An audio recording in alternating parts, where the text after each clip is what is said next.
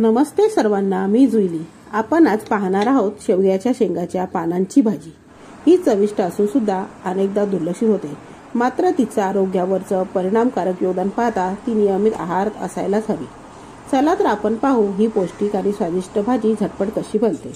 त्यासाठी सर्वप्रथम एक मोठी जुडी शेवग्याची भाजी घ्यायची। त्याची नुसती पानच काढून घ्यायची। आता ही पानं स्वच्छ धुवून चिरून घ्यायची। त्यानंतर एक मोठा कांदा, 7 ते 8 लसूण पाकळ्या, 5 ते 6 मिरच्याचे तुकडे, अर्धी वाटी ओले किसलेले खोबरे घ्यायचे। आता आपण फोडणीची तयारी करू।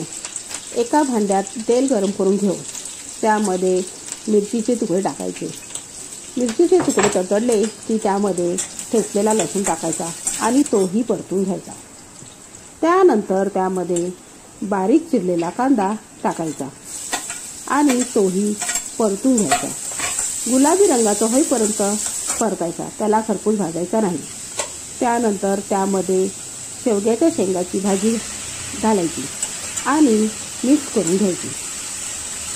चांगली मिक्स होईपर्यंत तिला आपण परतून घ्यायची। आता आपली भाजी परतली की आपण त्यामध्ये 1 चमचा मीठ टाकायचं आणि पुन्हा एकदा ही भाजी चांगल्या प्रकारे परतून घ्यायची।